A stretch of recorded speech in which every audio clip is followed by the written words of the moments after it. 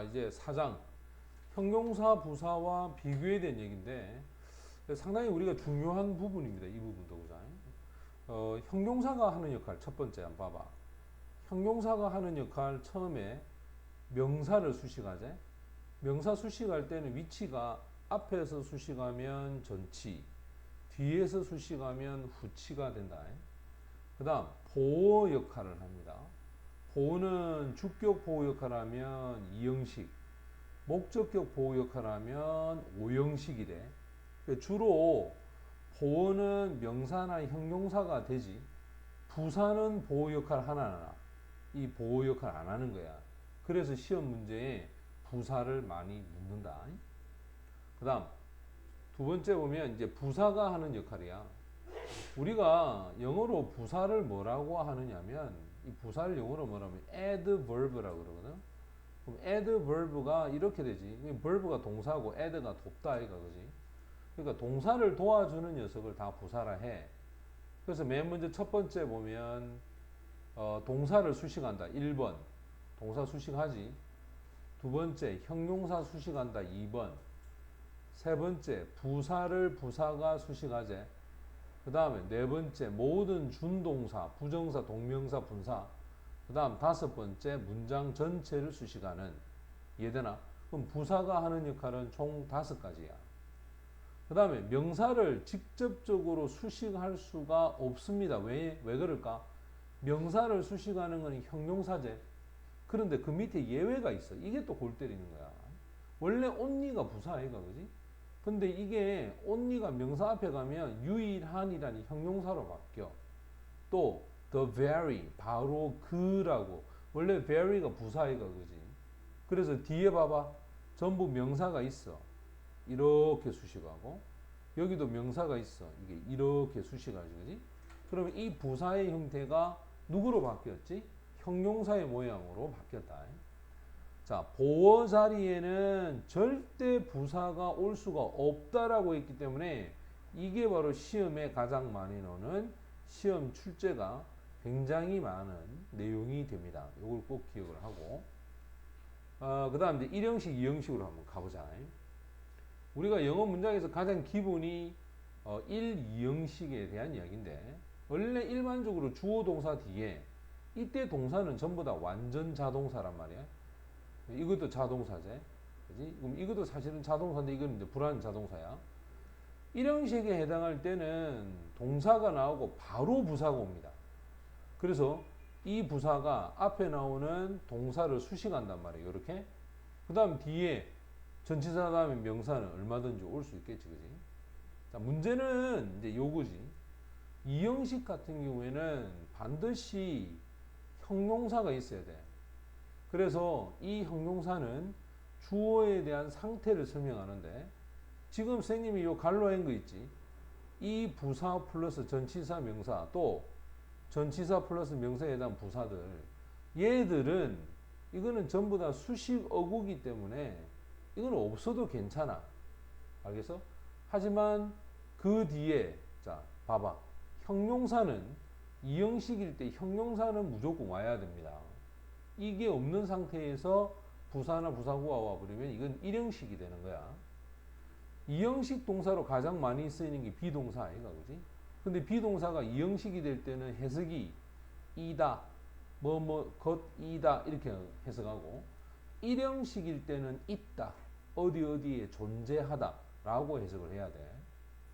우리가 2형식에서의 감각동사 look, sound, smell, taste, feel이라는 이 감각동사 뒤에는 자 무조건 형용사에 해당하는 보어가 있는지 봐야 됩니다. 물론 이것도 잘 봐. 부사가 형용사 앞에서 수식할 수 있기 때문에 가볍게 부사가 형용사 앞에 올 수도 있다. 이거 착각하면 안 되고. 그 다음 전치사를 만약에 쓰잖아. 그지? 전치사를 쓰게 되면 요거는 명사가 와야 돼. 우리가 look 다음에 보면 부사가 옵니다. look 다음에 부사가 오면 이때 look은 보다야. 이건 1형식이고. 근데 우리가 보통 look 다음에 형용사가 오제. 맞지? 그럼 이거는 보다가 아니고 보이다야. 보이다. 그리고 얘는 이형식이 되는 거고. 됐나? 여기서 여러분들 잘 봐야 돼. look 다음에 부사가 오면 보다고, look 다음에 형용사가 오면 보이다고, look 다음에 at이 오죠. at. 그럼 이거는 전치사로 봐야 되거든. 그럼 그 뒤에는 목적어를 갖고 가야 돼. 그래서 누구누구를 look at, 쳐다보다 이런 뜻이 되겠지. 됐어? 요것도 조심해야 돼. 자, 그 다음 이 형식에 있어서 상태를 나타내주는 동사가 있는데, 상태를 나타내주는 동사는 보면 seem, appear, look이야. 특히 이런 건 뭐뭐인 것처럼 보이다야. 근데 예외적으로 appear가 나타나다라는 뜻이 될 때는 오히려 그 뒤에 부사를 갖다 놓고 형용사로 사용해야 돼. 아주 이런 형식으로 사용해야 돼. 그 다음 뭐뭐인 상태로 남아있다, remain과 stay가 되겠지. 그러니까 remain과 stay가 남다, 체류하다 라는 뜻이 되면 역시 똑같아. 일형식이 됩니다. 뒤에 부사가 온다. 그 다음 뭐뭇이 되다, become, turn, grow, go, come. 자, 이것이 grow가 돼서 자라다, 자라다. 이건 일형식이야. 그러고 grow가 되면서 뭐뭇을 기르다. 됐지? 기르다라고 할 때는 이건 몇 형식? 3형식이 되는 거지. 이렇게. 이해되나? 요 형태를 우리가 기억을 해야 되고, 그 다음 자 이제 두 번째 3형식하고 5형식을 좀 구별을 해보자. 우리가 일반적으로 3형식 할 때는 목적어 옵니다. 그리고 이 동사를 완전 타동사라고 불러. 요까지가 사실은 3형식 구조지. 그 다음 부사는 와도 되고 안 와도 돼. 단지 부사가 오면 동사의 행위를 수식하는 거야. 얘가 이렇게 수식을 해야 돼. 이렇게. 그 다음 5형식은 주어, 동사, 목적어 요까지는 괜찮아. 그런데 5형식은 이 목적어를 설명해 주는 말이 뒤에 옵니다. 그게 누구냐? 형용사야. 쉽게 말해서 목적어에 대한 상태를 설명해 주는 거야. 주어하고는 관계가 있나 없나? 전혀 없다. 전혀 없다고 봐야 돼. 요 형태에서 이제 시험 문제에서 여기에 부사를 써야 될지 형용사를 써야 될지를 물어보는 그런 형태의 문법 문제가 나올 수 있다는 거야. 그 다음 이제 수동태 문장으로 가보자. 우리가 기본적으로 수동태에서는 5형식 같은 경우에 주어, 비동사 다음에 PP, 그럼 당연히 얘는 형용사가 오는데, 원래는 얘가 목적격 보호였는데 이제 목적어가 주어로 갔기 때문에 이거는 주격 보호 역할을 합니다. 그래서 주어의 상태를 설명해 줘야 되고, 그 다음 주어에 대해서 설명해 주기 위해서는 이런 식으로 해서 지금처럼 바로 수동태 뒤에 형용사가 와. 수동태 뒤에 형용사가 오면 주어를 설명해 주는 꼴이야. 또 이게 완전한 형태의 문장이 되면서 형용사가 뒤에 오는데, 한번 봐. 요까지를 보면 주어 있고 동사 있고 PP 있기 때문에 완전한 형태의 문장이잖아. 그지? 완전한 형태의 문장인데 또 형용사가 오게 되면, 원래 이 자리에 부사가 오는 게 맞는데 형용사가 오게 되면 이건 주어를 설명하는 거야. 요 밑에 한번 봐봐. 3형식 같은 경우에 주어 있고, 자 이게 완전한 형태라. 원래는 지금처럼 이렇게 부사가 오는 게 맞단 말이에요. 다시 한번 봐라. 이 부사가 와서 앞에 있는 이 PP를 수식하는 게 맞거든. 그런데 형용사가 온다는 것은 앞에 있는 PP가 아니라 누구를 설명한다? 주어를 설명하는 거야. 그래서 이 두 개를 여러분들이 헷갈리면 안 된다는 거야.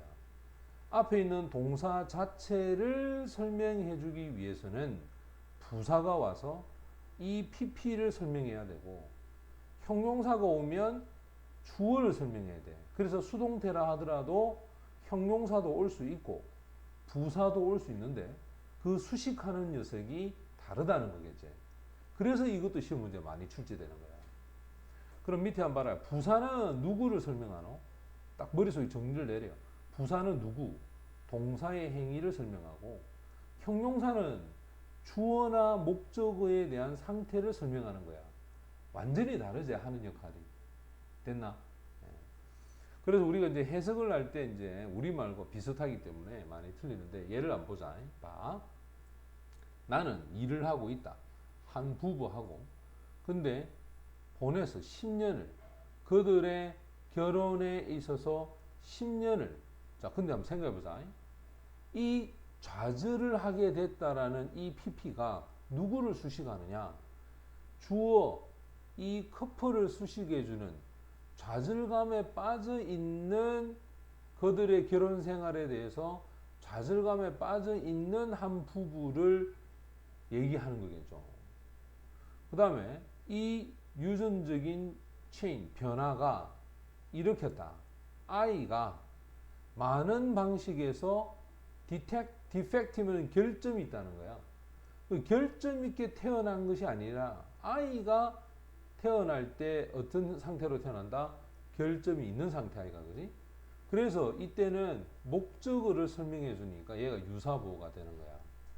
그래서 지금 여러분들이 헷갈리 하면 안 됩니다. 이 frustrate는 앞에 있는 marriage를 수식하는 것이 아니고 커플을 수식하는 거고, 여기 있는 defective라는 결점 있는 이거는 born을 수식하는 것이 아니고 앞에 있는 child를 수식하는 거야. 그래서 형용사나 또는 분사와 같은 것이 있을 때는 반드시 거기에 맞는 명사를 수식해야 됩니다. 그 다음, 자, 우리가 오형식 동사에서 보면 목적 보호에 해당하는 관계인데 여기도 마찬가지야. 무조건 주어 동사는 와야 되겠지, 그지? 자, 목적어가 있고 그 목적어를 설명하는 것을 목적 보호라고 한단 말이에요. 근데 목적어가 있고 그 뒤에 누가 오느냐? as가 오는 거예요. as가. 원래 as가 이게 전치사로 쓰이는 거 아닌가, 그지? 자, as가 전치사로 쓰이면 뭐뭐처럼이야. 근데 이 as가 전치사로 쓰이는데 그 뒤에 보호를 데리고 오는 거야. 그럼 결국 이것도 누구를 설명하느냐? 역시 목적어를 설명하는 거야. 쉽게 말해서 위에는 as가 없고 밑에는 누가 있다? as가 있다 이 말이에요.